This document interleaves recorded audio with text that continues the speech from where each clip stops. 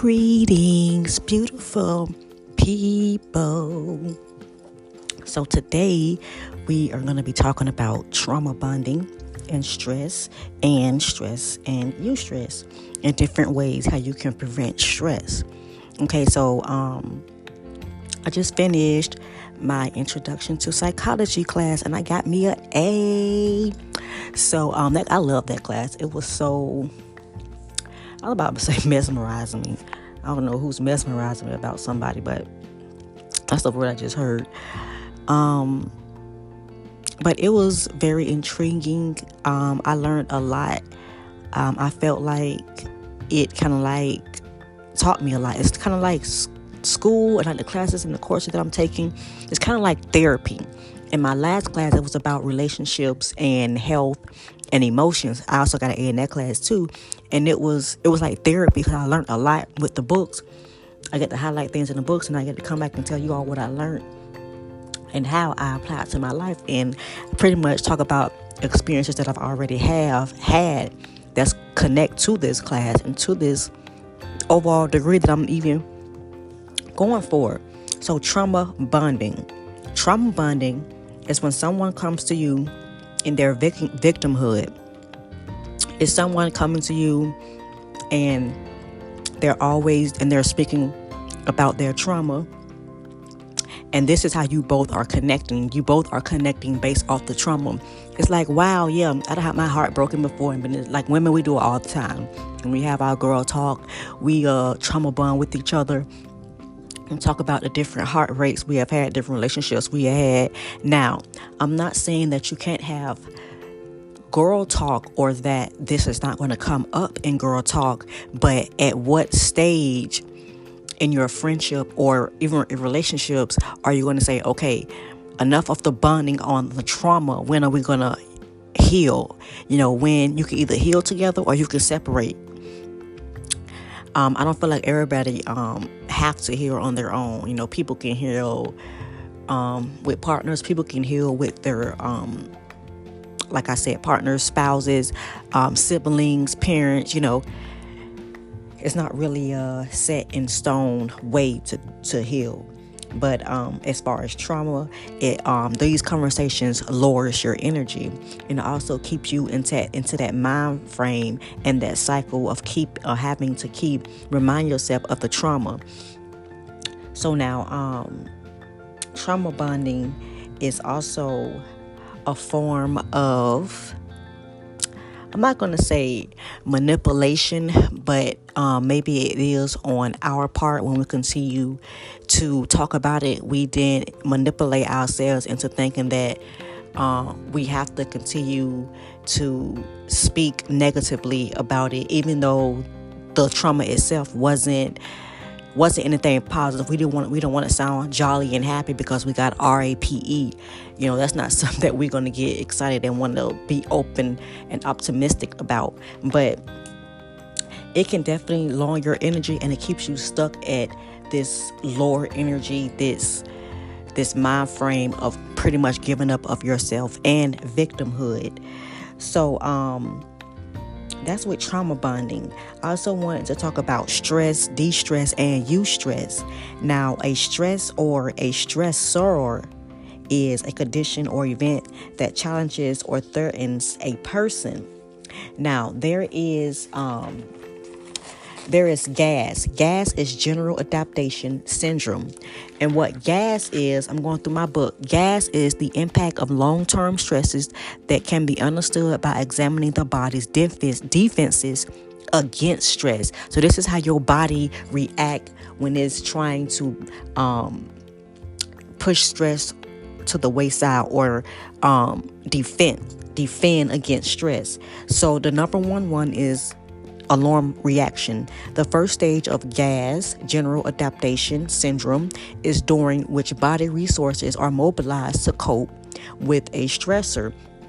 When we stress about certain things, like different things in our body reacts, like we get into that fight or flight mode, like to where either we're going to fight the situation or we're going to run. So, stage of resistance is the second stage during which the body adjustments to stress stabilize, but it is at a high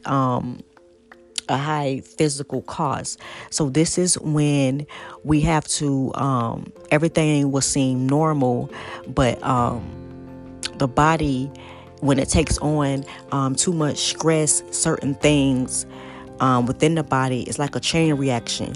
It's kind of like, to me, stress first starts in your thoughts. You start to think about it's like an overbearing of thoughts when we start to stress about things, because some things it's kind of like some things it's like we don't really need to stress about, but being in this what you call it, not constructive but destructive, kind of like the word that I meant to use. But when we live in a go society, it's kind of like we don't really have time to sit and woosah and breathe. That's not really pushed a lot. Even when healing, people think you're supposed to be moving, yoga, working out, posting. You don't have to do anything, and you can be healing. It's a time of reset. It's a time of rest. So when our body is resistant to stress, it's kind of like it is. Like I said, it starts from the head. We start overthinking. Then you get these migraines, and it goes down. Then it weighs heavy on your heart. Then your heart starts beating fast, and then all kind of things start to just. It's like a chain reaction after that. Then stage of exhaustion is the third stage of gas, at which time the body's resources are exhausted and serious health consequences occur. So this is when we have stressed and prolonged stress for so long without handling it. And this is when different diseases get to stick in our body. Because remember, when you stress, it's kind of like shut down your body defenses. So that means you're susceptible to infectious diseases, to like trauma bonding, like I said, negative energies, just zorping up your energy. And this is what depletes your immune system when you stress and you don't get it looked at, or you don't handle your trauma or your stress or your hassles or your frustrations that you need to be handling. So hassles are micro stressors. They're our day-to-day things that we deal with. Our frustrations is a negative emotional state that occurs when one is prevented from reaching a goal. Now, what I'm going to say is just to remain neutral. Even though I know that's hard to do in the midst of things when you want to be on 10. I know that's difficult to do, but the main part of this is to remain neutral in situations. Don't get too happy or overexcited, or don't get too sad and depressed into situations so where you find yourself being stuck there. Depression will sneak up on you. I'm telling you, I had it and didn't even know I even had it until I started doing my research, or even started like studying and learning new things about depression and post-traumatic and PSTD. I get now why a lot of mothers get PTSD, post-traumatic stress syndrome disorder. But we're going to talk about that in the next segment. Distress is, now we're going to talk about the different stresses. And remember how I talked about explanatory style in one of my last segments about how we're explaining our situations. Are we explaining it pessimistic, where things are never going to get better and we're just continually down in the situation? Or do we speak optimistic about it to where, okay, the situation happens, I'm going to take what I need to take from it, and I'm going to apply it to my life, and I'm going to move on. Okay, so now we're going to talk about stress and de-stress, the different types of stress. This is one part of it. So de-stress, remember the prefix of D, downgrade. Distress is fear of failure or anxiety over trying to prove yourself may cause diseases. This is the bad stress. This is the stress where we hold on to, where we don't want to let things go, where it's just taking over our entire life in general. Eustress, E-U-stress, uplifting stress, not did I say uplifting stress, but you know what I mean, like stress that's not too stressful. This eustress is the love of it, the curiosity about it, and the satisfaction in it. So eustress can be characterized as the birth of a new baby, or having like a kid's birthday party. Like these are stresses it's kind of like stressful and frustrating to be blowing up a balloon several times and the balloon freaking fly away, or you blowing up a balloon and you know you ain't ate yet. I done did that so many times. The kid's birthday, I be so excited to put up the decorations and freaking I blow a balloon up and I ain't even eat nothing and then be wondering why I got damn lightheaded.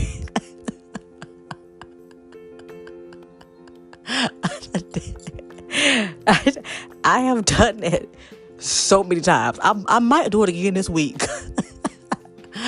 My baby Mikey the Mike, his birthday is Wednesday.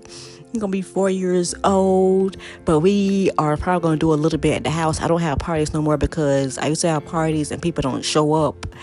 And so I used to pay so much money and spend money on things that people would never show up. So we still have like little get-togethers for the kids, but I don't really invite anybody.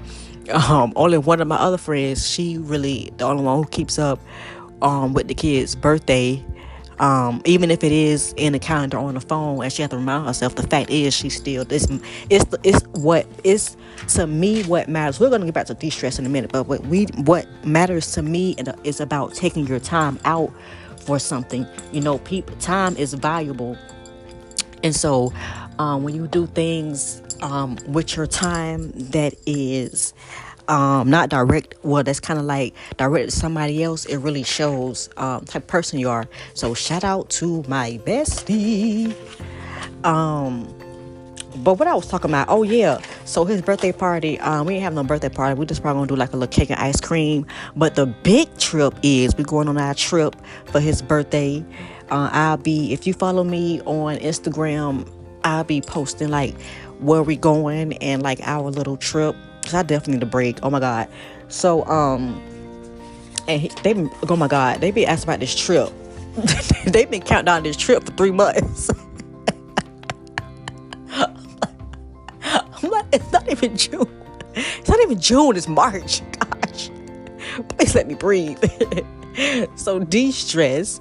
Okay, back to the segment. Now, de-stress, it affects bodily systems, including, the cardiovascular. Remember, cardiovascular is heart health, is artery health, blood vessels and things like that.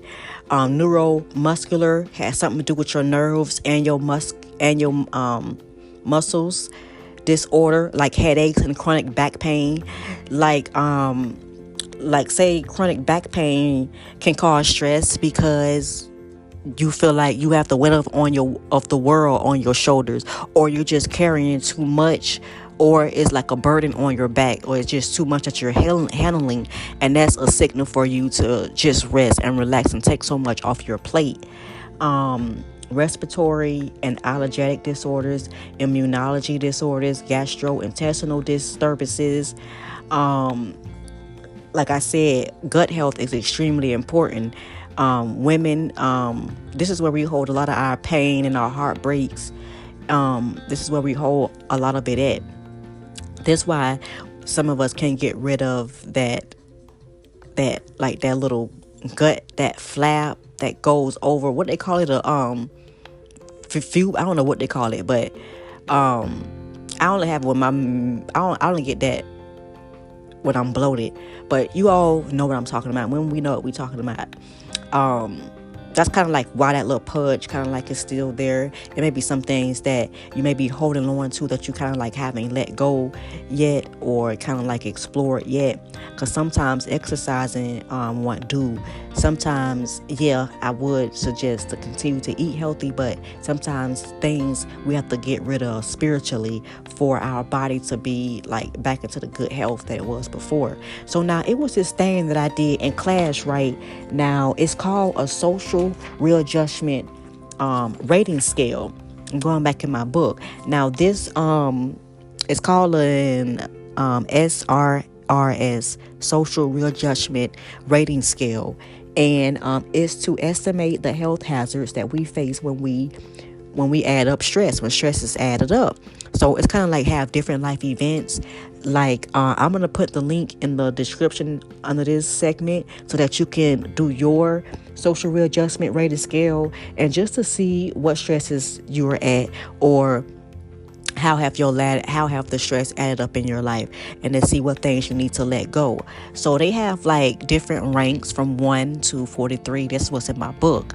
And then they have different life events, and they also have the life change units. So the rank 1 is the death of a spouse or a child, which the life unit for that is 119, and I think that's the highest. The lowest is minor violations of the law, which is that life change unit is 22. So you're going to add up like from 1 to 43. You're going to go through each life event and add up the life change units that you have going on. You don't have to do all of them, just the ones that you have going on. So they have like divorce, they have change in number of arguments with spouse, they have sexual difficulties, they have marriage, they have foreclosure on mortgage or loans. They have change in schools, Christmas, trouble with boss, vacation, all different life events that may cause stress. And then it has like from 0 to 150 is no significant problems in your life. It means like, I'm not saying that you're stress free, but you don't have a lot of life events that are causing you to stress, that are keeping you open to diseases. So 150 to 199 is mild life crisis, 33% chance of illness. This is and it's going to tell you how much the percent that you have of illnesses. We have 200 to 299 is moderate life crisis, 50% chance of illness. 300 or more is major life crisis, and that is at 80% chance of illness. Now, I'm pretty sure y'all waiting for to say what mine was. Now, my social readjustment rating scale was 528. Yep, it's high. It's up there. It is up there. I didn't even know. I don't know how. But this is at this point, this is burnt out. Okay, this is burnt out. And the reason I want to talk about that too, a lot of burnt out mothers, we don't talk about being burnt out. We don't talk about the fact that in this day and time, and I remember when I grew up, and I'm not sure how anybody else grew up, but when I grew up with my grandparents, and I grew up with an uncle and an uncle, and they may not have been close, like together as a family, but I still knew who they were. I knew who my cousins were, and we went to their house, frequently, a lot as a kid. And it's kind of like now that I have my own kids, the whole family dynamic has changed. It's kind of like the older people, the big mamas and stuff, like the ones who really discipline their children, the ones who don't like the street like kids, like. You're not going to be out wilding and doing all that. Like the grandmas who really care and held the family together, it's like they're non-existent at this point. My kids don't have grandparents and uncles and aunts that they can go and spend time with and to give mommy and daddy a break. It all depends on us. We have to be their entertainment, be their doctor, be their listener, even though that's what parents are supposed to do. And I enjoy being a parent, but parents need breaks too. We have to be able to be sane and be able to take care of ourselves too, so we can take care of our kids. And that's why women raise children this is why it's hard for women to really focus wholeheartedly on, raising their children to the best of their ability, because we don't have a lot of breaks ourselves to get our mental and our emotional straight. There's a lot of burnt out mothers who are walking around mad just because they're burnt out. A lot of women that's walking around mad is not mad because people think they're mad about. They're mad because they probably burnt out and they don't have anybody to kind of relieve them every now and again. I'm not saying all the time, but every now and again. I remember going to this park and I saw this girl that I went to school with, and she had 2 little boys. And then she was like, I think she had 2 boys and 1 girl. And I was like, hey, I remember her brother, and I remember her. She was in a grade lower than us. And I went, at first, her little boy started talking to my kid's daddy. Kids always talking to him. He'd be hesitant. He'd be like, where your mama at? Where your dad at? I don't know. But kids love him. They always talking. They love us, period. They always talking to us and coming to us. Probably got so many damn kids. That's probably why. But and then we're nice. So what I was about to say. Oh, so the little boy started talking to him first, and then I didn't know that was her son. So when I went over and started talking to her, she was like, yeah, I had went to go get my friend's daughter. She's in school, and I told her, just go do some work, and I'll take your daughter to the park and she can spend a day with us. And I was like, oh my gosh, that is just so thoughtful. Like, that is amazing. Like, and then I'm not the type of person where I don't like throw my kids off on people because I feel like they're my responsibility. But at the same time, it's like, where is the family? Where is the bonding? Where is the get-togetherness? That's another reason why people be stressed, because family is not together no more. It's like everybody is separate. The grandmas want to party with their children as if it's 1945. Like, no. Like, I mean, come on. It's like there's a time for everything. It's like it's a time to sit down. It's a time to chill. It's a time to spend time with family and friends and loved ones. It's a time to love on people. It's a time to hate people. Like, it is a time for that too. Like, it ain't just all love and light. No, it's not that. We ain't like that. We ain't all love and light all the time, because this is going somewhere else, but I'm just talking about it anyway. I'm just going to talk about it anyway in other segments. But this is how I got played a lot of times, because I was too freaking nice. Then Love and Light. I don't know if anybody followed me on Instagram, but that was my first name, Goddess of Love and Light. I didn't really see a lot of people calling themselves goddesses. So that's how I started off, Goddess of Love and Light. And then I'm like, okay, well, this what's coming at me is all not about love and light. So this cannot be what I have to stand on. And it's not. You have to have a balance between that and that. Every situation that's going to call for you to be love and light. Like, if somebody come up and slap you just cause, you going to be like, oh, well, thanks for the slap. I'm all about love. No, you're not. You're going to either... I mean, come on now. No one's going to do that. But that's what I'm saying. And that's what I thought at first about getting into spirituality. It's not going to be roses and flowers sometimes. Like, even to get on this spiritual path, you have to have gone through some type of pain or traumatic event or experience. You can't just hop on this because it's a bandwagon, because it's a trend, because it's trending now. Like, this is not for the weak. You are not going to be able to survive if you're coming into this for the wrong reasons. I don't know who somebody hear that. I don't know, but yeah, that's exactly how I started. Maybe I'll start opening up more about, which I have. I'm not going to say I even haven't, but the world will make you feel like you have to tell your deepest, darkest secrets, when, come on, dude, people will slam you down and won't give a damn. Maybe some people will appreciate it, but do you really want the risk of people tearing you down because of you are sharing something you've been through? I don't care at this point. I'm going to do it anyway, but that's what I'm saying. I was susceptible. I was unacceptable to it before, but now it's kind of like, people need to hear some of the things that mothers go through. People need to hear some of the things, because I'm more than just a mother. I'm an artist. I'm a creative. I'm a writer. Other things, different aspects of yourselves. This went way off. We was talking about psychology, which I feel like that is a part of psychology. But I'm gonna end here, and I may be taking a break from the podcast. I'm not sure, like, to focus on other things, and just because I just need to rest. Getting things ready for the trip. So then after that trip, I'm gonna need a whole week to rest, because ain't gonna wear me out. I'm gonna need a whole week to rest. But for right now, I'm also coming out with some new sounds for Vibe Lounge. If y'all have noticed, Vibe Lounge, I kind of do that during the summer. During the school year, I be kind of busy with the school kids, with kids in school, and with me being in school, and just everyday households and things like that. So I am putting out some new music and everything like that. It may be on my YouTube. I already got one video on my YouTube now, if you want to check that out.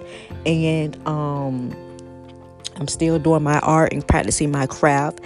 My Malawi Designs is on I'm still on Instagram and TikTok for that.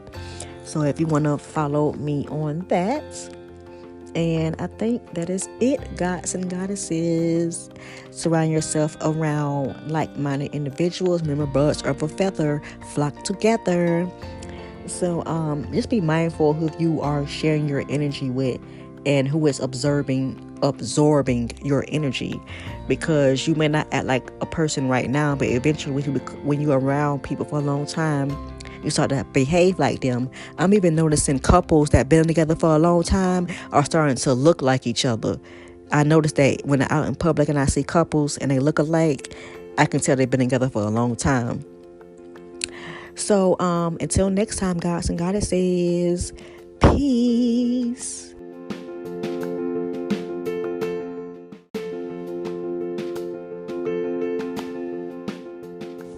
The prevention of stress. I feel like anything that brings you joy, anything that brings you happiness, anything that brings you laughter, anything that's uplifting your soul is the prevention of stress. Being around people that love you, being around people who are optimistic, being around people who have great conversation is a prevention of stress. Eating healthy, setting healthy boundaries, taking care of yourself is also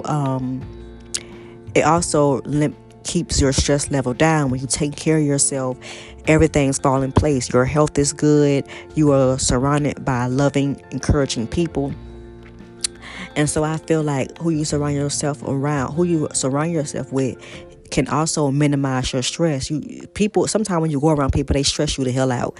They don't have to say anything. It be their energy. It be their energy that stress you out, like literally.